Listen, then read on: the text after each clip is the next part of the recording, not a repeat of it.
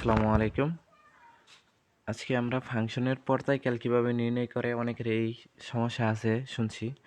এই সমস্যা কিভাবে সলভ করা যায় সেটাই আমরা শিখব। ফাংশনের পর্যায়কাল। এখন ফাংশনের পর্যায়কাল মূলত ত্রিকোণমিতিক 6টা অনুপাত আছে, সাইন, কস, ট্যান, কট এগুলা যা আছে এইগুলা থেকে আসে। আমরা এই 6টা জিনিসকে আমরা 2টা ভাগে ভাগ করে নিই, তাহলেই দেখো পড়তে সুবিধা হবে। ঠিক আছে, দেখো এই পাশে শুধু ট্যান আর কটকে রাখতেছি আমরা, ট্যান এক্স আর কট এক্স। কীভাবে পর্যায়কাল শর্টকাটে বের করা যায় সেই শর্টকাটই শিখাইতেছি। বিস্তারিত চিত্র আমি দেখাইতেছি না তোমাদের, জাস্ট শর্টকাটে কীভাবে তুমি বের করবা সেটাই শিখাইতেছি। Sine x, cos x, cosec x আর সেক এক্স।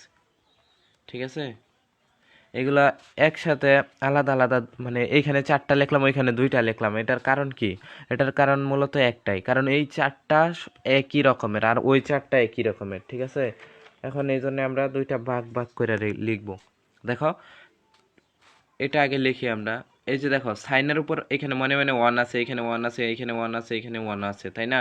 এখন পাওয়ারগুলো যদি এরকম অথবা সাইন স্কোয়ারও থাকতে পারতো, সাইন কিউবও থাকতে পারো, সাইন টু দা পাওয়ার 4ও থাকতে পারো, মানে যে কোনো পাওয়ারই থাকতে পারতো, তাই না? এখন আমরা মানে পাওয়ারগুলো জোড়ও হইতে পারতো, বেজোড়ও হইতে পারতো। যদি পাওয়ার বেজোড় থাকে তাহলে একরকম হবে, যদি পাওয়ার জোড় থাকে তাহলে আরেক রকম হবে। এখন পাওয়ার যদি বেজোড় থাকে এই সবগুলোর সময় সব সময় পর্যায়কাল হলো 2 পাই। পাওয়ার বেজোড় থাকলে সবসময় পর্যায়কাল 2 পাই, আর যদি জোড় থাকে তাহলে পর্যায়কাল হবে পাই। আর এইদিকে সব সময় জোড় আর বেজোড় নাই। ট্যান আর কটের ক্ষেত্রে সবসময় জোড় আর বেজোড় যাই হোক না কেন সবসময় পাই হবে পর্যায়কাল। ঠিক আছে, আচ্ছা জাস্ট এটুকু মাথায় রাখো, এরপর আমি উদাহরণ দিতে সময় আরো ক্লিয়ার হবে, সমস্যা নেই। দেখো একটা উদাহরণ দিই তোমারে, ধরো সাইন পাওয়ার দিলাম এখানে 1001, ঠিক আছে, তারপরে এক্স লিখলাম। যদি জিজ্ঞেস করি এটার পর্যায়কাল কত, দেখো লাস্টের 1 দেখে আমরা বুঝতেছি এটা একটা বেজোড় সংখ্যা, তাই না? তাহলে এর পর্যায়কাল যদি সরাসরি আসে তাহলে তুমি লিখবা কত, 2 পাই, শেষ। সাইনের জায়গা তোমার এই 4টার যে কোনোটা থাকলেই হয়তো, সমস্যা নেই। আর কুসেকের ক্ষেত্রে কি হয়তো, যদি এখানে কুসেক থাকতো এখানে বেজোড় থাকতো, সেম 2 পাই। আর যদি এখানে জোড় থাকতো, ধরো 1001 না থেকে তোমার 10,010 হয়ে গেল, তাহলে লাস্টে কি জোড় সংখ্যা না, তাহলে এখানে হয়তো শুধু পাই। আশা করি এইটুকু আপাতত বুঝছো। আর ট্যানের ক্ষেত্রে কি, ট্যান অথবা কট এই শব্দটা থাকলে এখানে পাওয়ার কত আছে সেটা তোমার দেখা লাগবে না। ধরো পাওয়ার তোমার সমানে আছে এত, ঠিক আছে, তারপরে এখানে এক্স লেখা, তাহলে তুমি এটা কি লিখবা, ডিরেক্ট পাই লিখে দিবা, শেষ। বুঝছো বিষয়টা আশা করি। তবে আরেক যেগুলো পরীক্ষায় আসে ওইগুলো আমরা এখন শিখবো। ঠিক আছে, ধরো এরকম পরীক্ষার ভিতরে আসবে যে সাইন 3x অথবা সাইন অন্য কিছু আসতে পারে, এই 4টার যে কোনোটাই, আমি সাইন দিয়ে দেখাইতেছি 5x, এর পর্যায়কাল কত, এগুলো আমরা কিভাবে বের করব। এগুলার জন্য আরেকটা জিনিস আমরা শিখবো, সেটা হলো এরকম আকারে থাকতে পারে। সাইন লিখতেছি, সাইনের জায়গায় তোমার ওই 4 ধরনের যে কোনোটাই দিতে পারে, সমস্যা নেই। সাইন mx এরকম যদি থাকে, mx বলতে অন্য কোনো একটা সংখ্যা গুণ আকারে আর কি, এরকম যদি থাকে তাহলে আমরা লিখব কি এইভাবে, যে ওটার পর্যায়কালটা হবে, নর্মালি আমরা জানি কি এটা যেহেতু বেজোড়, পাওয়ারটা বেজোড়, তাই না? তাহলে এটা অবশ্যই 2 পাই হবে। আর এটারে ভাগ করব আমরা কত দিয়া, এই যে এক্স এর আগে যেটা তোমার সহগ থাকবে ওটা দিয়ে ভাগ করে দিবা, তাহলে তোমার হয়ে যাবে। যদি জোড় পাওয়ার থাকে যেমন সাইন স্কোয়ার এম এক্স, তাহলে কি লিখবা, তাহলে লিখবা পাই বাই এম, শেষ। ঠিক আছে, এখন সাইনের জায়গা কসও থাকতে পারে, কুসেকও থাকতে পারে, অথবা সেকও থাকতে পারে, সবার ক্ষেত্রেই সেম নিয়ম এই 2টা। এখন তোমার প্রশ্নে এরকম না থেকে এরকমও থাকতে পারে, যেমন sine m x plus c অথবা cos m x plus c, যে কোনো কিছুই থাকতে পারে। তখন কি করবা, এই যে সি যে আছে, সি হলো ধ্রুবক, এই সি এর কোনো কিছুই করা লাগবে না, জাস্ট এক্স এর সহগের হিসাবটাই হবে সবসময়।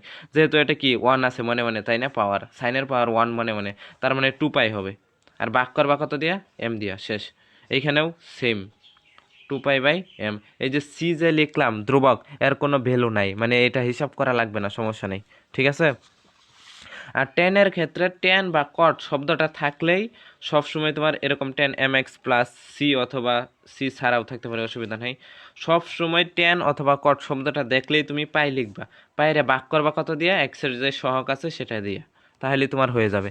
যেমন আমি যদি কয়েকটা উদাহরণ দেই, দেখো ধরো তোমারে দিলাম sec 3x, এর পর্যায়কাল কত, অথবা দিলাম তোমার cos to the power 4 9x, এর পর্যায়কাল কত, অথবা তোমার এরকম আসতে পারে যে cot কিউব 3x এর পর্যায়কাল কত। ধরো এই তিনটা আমরা কিভাবে লিখবো, দেখো আমি কিন্তু দুইটা ভাগে ভাগ করে দিছি। প্রথমে তুমি দেখবো পাওয়ারের দিকে তাকাইবা, দেখো সেকের পাওয়ার 1 তার মানে বেজুর, আর বেজুর থাকলে আমরা জানি কত 2 পাই। ঠিক আছে, ভাগ করবা কত দিয়া, এক্স এর কত সহগ আছে সেটা দিয়া ভাগ করবা, এক্স এর সহগ কত 3, 3 দিয়া ভাগ, এটাই হলো এর পর্যায় শেষ। দেখো cos টু দা পাওয়ার 4 প্রথম পাওয়ারের দিকে আমরা জানি কি যে সাইন কস কুসেক এবং সেক এইগুলার ক্ষেত্রে সবসময় তোমার কি হবে, সব সময় তোমার যদি জোর পাওয়ার হয় তাহলে শুধু পাই, ভাগ করবা কত দিয়া, এর যেই এক্স এর যে সহগটা আছে সেটা দিয়া, শেষ। এটার পর্যায়কালে এটাই। আর এটা দেখো কিউব আছে, কট কিউব, আমরা জানি টেন আর কটের ক্ষেত্রে পাওয়ার জোর আর বেজোর এটা কোনো ফ্যাক্ট না, এই শব্দটা থাকলে আমরা ডিরেক্ট লিখে দেব 2 পাই ভাগ 3। ঠিক আছে, এক্সের সহগ এইগুলা তো আমরা পারলাম। আরেকটা উদাহরণ যদি আমি দেই তাহলে তোমরা আরো ক্লিয়ার হয়ে যাবে। ধরো এরকম দেওয়া আছে সাইন, ঠিক আছে 2x প্লাস 3, এর পর্যায়কাল কত, অথবা তোমার এখানে টেন 5x প্লাস 9, এর পর্যায়কাল কত। এগুলো কিভাবে বের করবা, সেম জিনিস। দেখো সাইনের পাওয়ার কত, মনে মনে এক, এক মানে বেজোর সংখ্যা, বেজোর থাকলে আমরা জানি 2 পাই, ভাগ করবা কত দিয়া, 2 দিয়া, তাই না, কারণ কি এক্সের সহগ 2, আর এই যে সি যে আছে এটার কোনো ভ্যালু নাই, মানে হিসাব করা লাগবে না, শুধু এটুকুই হিসাব করবা, 2 কাটাকাটি করলে পাই। তার মানে এটা যদি তোমার পরীক্ষায় আসে তাহলে উত্তর হবে কত, পাই। এইখানে যে কোনো বেজুর থাকতো, 3 থাকতো, 5 থাকতো, 7 থাকতো, 1001, 2001, যাই থাকুক, বেজুর থাকলেই উত্তর এটাই হইতো তোমার সবসময়, কত হইতো, পাই। মানে যে 2 পাই/2, এই যে এটা দিয়ে ভাগ করলাম, এটার ক্ষেত্রেও সেম, টেন শব্দ থাকলে আমরা জানি কি পাই, ভাগ করবা কত দিয়া, এর সহগ যেটা আছে এটা দিয়া, ফার্স্ট, এটাই অ্যান্সার। আশা করি তোমাদের এই টপিক একদম ক্লিয়ার হয়ে গেছে। এখন যত ধরনের সমস্যা আছে এই পর্যায়কাল রিলেটেড, সব ধরনের পর্যায়কাল তোমরা পারবা। সবাই একটু দেখে নিও, এখন যে বিভিন্ন ধরনের প্রশ্ন তুমি ভার্সিটির প্রশ্নগুলো দেখতে পারো। আল্লাহ হাফেজ।